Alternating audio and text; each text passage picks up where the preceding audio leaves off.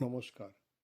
আজ এই গুরু পূর্ণিমার শুভ দিনে আমি আমার আরাধ্য দেবতা শ্রীরামকৃষ্ণ পরমহংসদেব ওনাকে নিয়ে ওনার লীলা কথা, ওনার কথা প্রসঙ্গ দিয়ে যেটা আমরা জানি শুনি সেইটাই দিয়ে আজকে আমি আমার প্রথম নিবেদন শুরু করলাম, আপনাদের সামনে প্রস্তুত করছি। শ্রীরামকৃষ্ণ একদিন নরনাথকে বলছেন, ওরে গুরু ধরতে হয়, গুরু ধরতে হয়। নরেন বলছেন, আমি গুরু মানি না। ঠাকুর বলছেন, সে কি রে, গুরু মানিস নে, গুরু মানবি নে? নরেন্দ্র বলছে, কে গুরু? পূজায় কমণ্ডলুটি তুলে বললেন, এটা কি?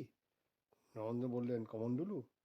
ঠাকুর আবার বললেন, এটি কিসের তৈরি? নরেন্দ্র গম্ভীর হয়ে বললেন, তামার। উপমায় জুড়ি নেই ঠাকুরের। তিনি হাসতে হাসতে বললেন, এটা কে করেছে? নরেন্দ্র বললেন, কামার।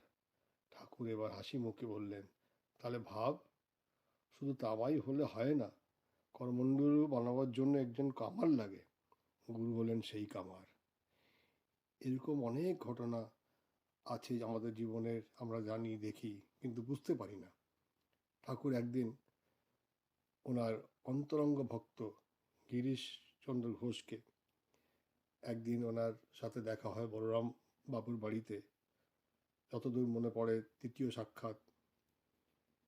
গিরিশ এসছেন, জানতেন যে ঠাকুর আজকে ওই বাড়িতে এসছেন।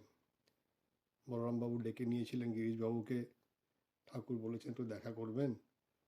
ঠাকুর জানতেন না যে গিরিশবাবু আসবেন। গিরিশ আসাতে ঠাকুর খুব খুশি হলেন আর ওকে সম্বোধন করলেন, গিরিশ।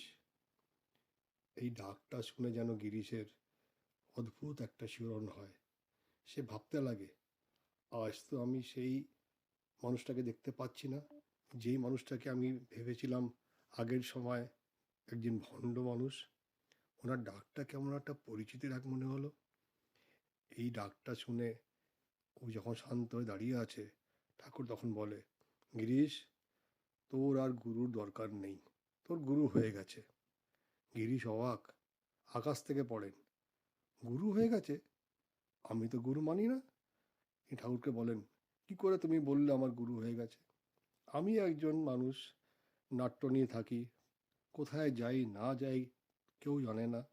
আমি গুরু নিয়ে থাকতে পারবো না, গুরুর নাম করতে পারবো না। ঠাকুর বলছেন, গুরু তোর হয়ে গেছে, তোকে নাম করতে হবে না। গিরিশ আবার জিজ্ঞেস করলেন, গুরু কে? ঠাকুর এবার উপমা দিচ্ছেন, অদ্ভুত উপমা। ঘটক কে? গুরু হচ্ছে ঘটক। গিরিশ বলছে, ঘটক? সেটা আবার কি? ঠাকুর বললেন, যেমন বিয়েতে দুটি মানুষের মিল করায় ঘটক, দুটি আত্মার মিল করায় ঘটক, তেমনি গুরু হচ্ছে সেই ঘটক যে মানুষের সাথে, ভক্তের সাথে ঈশ্বরের প্রেমের সম্বন্ধ জুড়ে দেয়। সেই ঘটক হচ্ছে গুরু। তোর সেই গুরু আজকে হলো, তুই ধন্য হলি গিরিশ, তুই ধন্য হলি। গিরিশ শুনে অবাক হয়ে দাঁড়িয়ে রইল। এরকম ঘটনা আমাদের, আমরা শুনেছি, জেনেছি, ঠাকুরের মাধ্যম দিয়ে শুনেছি। আমি একটা আমার নিজস্ব ছোট্ট ঘটনা বলি। 2005 সাল ফেব্রুয়ারির মাস, প্রথম দিকে আমার কেন যেন মন ডাকলো আমিও দীক্ষা নিই। দীক্ষা নেওয়া যে, সবাই বলে দীক্ষা নেওয়া দরকার ঈশ্বরকে জানার জন্য, ঠাকুরকে জানার জন্য। আমি এক রোববার দেখে চলে গেলাম বেলুড়ে। বেলুড় মঠে গিয়ে চেষ্টা করলাম দীক্ষার জন্য। দীক্ষার কোনো জায়গা নেই, কোনো স্থান নেই। যা যে দিনকাল ছিল শেষ দিনকালও ভরে গেছে, আর লোক নেওয়ার জায়গা নেই। আমি শ্রী রামকৃষ্ণ দেবকে নিয়ে একটা ছোট্ট বই লিখেছিলাম। আমি তখন ওনাকে, মহারাজকে দিয়ে এলাম। সেক্রেটারি মহারাজ, যিনি প্রেসিডেন্ট মহারাজের সেক্রেটারি ছিলেন, ওনাকে দিয়ে এলাম। বললাম, এই বইটি কিন্তু ওনাকে দিয়ে দেবেন, তাতেই আমার দীক্ষা হয়ে যাবে। সেই ভাব নিয়ে আমি বাড়ি ফিরে এলাম। বাড়ি ফিরে আমি দুপুরে শুয়ে পড়লাম। বাড়িতে আস্তে আস্তে ভাবলাম, ঠাকুর, যদি দীক্ষা নেই প্রেসিডেন্ট মহারাজ থেকেই নেব, নাহলে দীক্ষা নেবই না। তুমি যদি স্বপ্নে আসো, মা যদি স্বপ্নে আসে, তাহলেই দীক্ষা নেব। সেই করে আমি এসে দুপুরবেলা খাওয়া দাওয়া করে একটু শুলাম। বিকেল 4টের সময় ফোন, রামকৃষ্ণ মিশন বলুর থেকে। শুভজিৎবাবু আছেন? বললাম, হ্যাঁ আমি বলছি। বললে, আপনি ফেব্রুয়ারি মাসের 8 তারিখ ছিল সেদিন, যেদিন দীক্ষা হবে। বললে, আপনি 8 তারিখে চলে আসবেন, আপনার দীক্ষা আপনি বলেছিলেন, দীক্ষাটা হবে। আমি বললাম, কী করে হলো এটা? আপনি বলে কোনো স্থান নেই, জায়গা নেই, সব আগের থেকেই ভরে গেছে।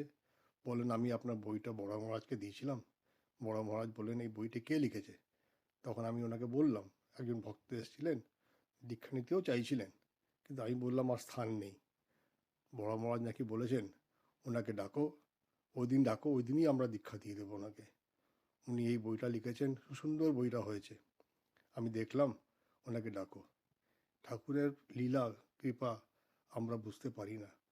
প্রতিদিন আমরা অনেক ঘটনার সম্মুখীন হই, কিন্তু আমরা বুঝতে পারি না কবে আমাদের কি ঘটনা ঘটছে। আমরা খুশি হই, দুঃখ করি, কিন্তু ঠাকুর আমাদের সঙ্গে আছে। উনি আমাদের সব সময় দেখছেন।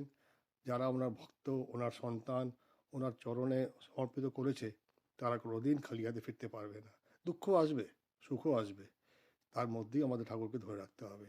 মাও বলেছেন, তোমার সব দুঃখ আনন্দ ঠাকুরকে জানাও, উনি সব নিস্তার করবেন, সব কিছু করবেন। আজকে শ্রী গুরু পূর্ণিমার দিন আমার আরাধ্য দেবতা ঠাকুর শ্রী রামকৃষ্ণ আর আমার গুরু স্বামী রঙ্গনাথনজি মহারাজকে স্মরণ করে আমি আমার এই বক্তব্য আজকে শেষ করলাম। জয় গুরু।